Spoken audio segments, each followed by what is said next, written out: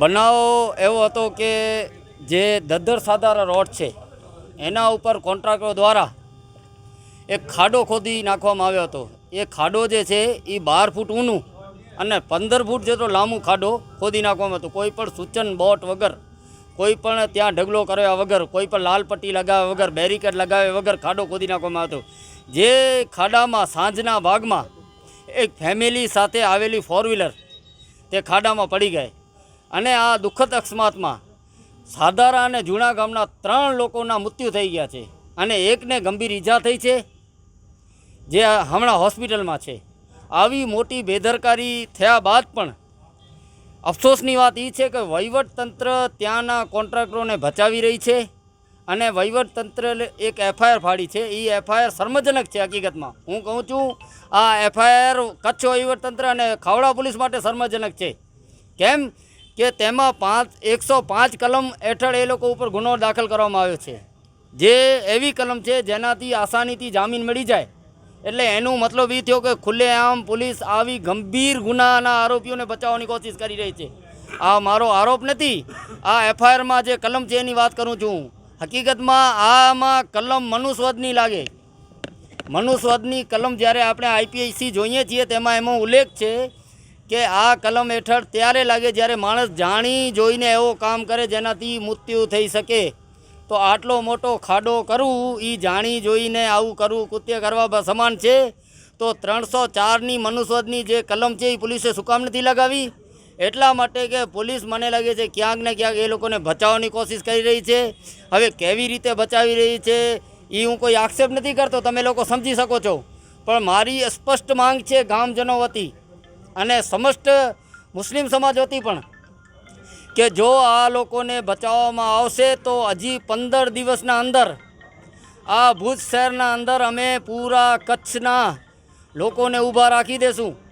એટલે વહીવટતંત્ર તાત્કાલિક આ એફઆઈઆરમાં કલમ 304નો ઉમેરો કરે, નકા 15 દિવસના અંદર ભીડ ગેટથી કલેક્ટર ઓફિસ સુધી એક મહારેલીનું આયોજન કરશું, જેને તમે રોકી નહીં શકો। જી બિલકુલ, જેવી રીતના મોહસિનભાઈએ વાત કરી જે બનાવની આખી, તો એ બનાવમાં કરુણ ઘટના છે, સાથે આક્રોશ પણ છે, કારણ કે કોઈકના લીધે, કોઈકની બેદરકારીના લીધે કોઈકના જીવ ગયા છે। તો જેવી રીતના હર્ડિંગ કાર્ડ બન્યું હતું ગુજરાતમાં, રાજકોટમાં ગેમ ઝોનમાં ઘટના બની હતી, જેમ મોરબીમાં ઘટના બની, તેવી રીતના આ એક ઘટના છે। કોઈક અધિકારીઓની મિલીભગતથી, કટકીખોર અધિકારીઓના લીધે અને ભ્રષ્ટાચાર કોન્ટ્રાક્ટરના લીધે આ ઘટના બની છે। આ 4 લોકો હતા, એનામાંથી આ ત્યાં રોડ ઉપર ગુજરતા હતા। એની સાથે એવું કહેવા માગું છું, આપણામાંથી પણ કોઈ હોઈ શકે છે। આ એવા જો અધિકારીઓ હોય, એવા જો ભ્રષ્ટ કોન્ટ્રાક્ટર હોય, જો અગર આવી રીતના કામ કરતા હોય તો કોઈની પણ જાન જઈ શકે છે। તો અમારી સૌપ્રથમ માંગ એ છે કે આ લોકો ઉપર મનુષ્યવધની ઘટના જે છે કલમ નોંધવામાં આવે। પણ અફસોસની વાત છે, શરમની વાત છે, જ્યાં તમામ સમાજના લોકો, તમામ ધર્મના લોકો એમ કહી રહ્યા છે કે આ ઘટના જે છે એ ક્યાં ને ક્યાં કોઈકને બચાવવાનો પ્રયાસ કરી છે। તો પોલીસને શરમ આવી જોઈએ કે ઇન્સાનિયત ક્યાં તમારામાં મરી ગઈ છે, કારણ કે કોઈકના ઘર વિખાઈ ગયા છે, 3 પરિવારોમાંથી અલગ અલગ લોકો મૃત્યુ પામ્યા છે કોઈકના લીધે। તો તમે હજી પણ કેમ ઢાંક પીછોડ કરવા માંગી રહ્યા છો? કેમ કોઈને બચાવવાનો પ્રયાસ કરી રહ્યા છો? તેનામાં સખ્તના સખ્ત કાર્યવાહી કરવામાં આવે। એની સાથે આ જે એજન્સી છે જે સરકારી કામ કરી રહી છે, તો એ જ્યાં પણ કામ કરતી હોય ગુજરાત કે કચ્છમાં, એનું સંપૂર્ણપણે કામ બંધ કરવામાં આવે, એનું લાયસન્સ રદ કરવામાં આવે। તેની સાથે તેના ઉપર જે પણ એજન્સી છે એને પૂરેપૂરું કામ બંધ કરવામાં। એની સાથે જે પરિવારના લોકો ગયા છે, કોઈની બેદરકારી છે। આ કામ તો સરકારનું જ હતું ને, આ જે રોડ બનાવી રહ્યું હતું। જેવી રીતના અન્ય જે ઘટનાઓ બને છે, હરડીકાંડ છે, ગુજરાતમાં જે અન્ય ઘટનાઓ છે જેનામાં સરકારે તેમને પૂરતો વળતર આપ્યો છે, તેવી રીતના અમારી માંગણી છે કે આ પણ તમારું કામકાજ હતું, તમારા કોન્ટ્રાક્ટર અને તમારા અધિકારીઓને લીધે થયું છે, તો આ પરિવારને સંપૂર્ણપણે જે સરકાર તરફથી જે સહાય મળવી જોઈએ। અન્યથા આ સાથે અમારી માંગણીઓ છે, દિવસ 15માં આ માંગણીઓ સ્વીકારવામાં નહીં આવે તો 16મા દિવસે અહીંયા ઉગ્ર આંદોલન કરવામાં આવશે। હવે મિત્રો, હું છું અમિત ગોસ્વામી, ગુરુ મોબાઈલ એન્ડ ઇલેક્ટ્રોનિક્સમાંથી। આજે હું તમારી સામે લઈને આવ્યો છું આઈફોનના દરેક ફોન તમને લોન ઉપર મળી જશે। સેમસંગના અલ્ટ્રા સિરીઝ પણ તમને લોન ઉપર મળી જશે અને એના સિવાય બ્રાન્ડ કોઈ પણ કંપનીના હશે એનામાં પણ લોન થઈ જશે અને દરેક ફાઇનાન્સ આપણી પાસે ઉપલબ્ધ છે।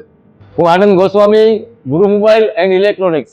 અમારે ત્યાં તમને પ્રીમિયમ સિરીઝના હેન્ડસેટ, આઈફોનના, સેમસંગ, વનપ્લસ, વિવો, ઓપ્પો, દરેક કંપનીના મોબાઈલ તમને લોન પર મળી રહેશે. સારું સિબિલ ધરાવતા લોકો માટે 0 ડાઉન પેમેન્ટ પણ છે. અને સાથે સાથે મિત્રો ઇલેક્ટ્રોનિક્સની આઇટમ પણ દરેક 0 ડાઉન પેમેન્ટમાં પણ થઈ જશે.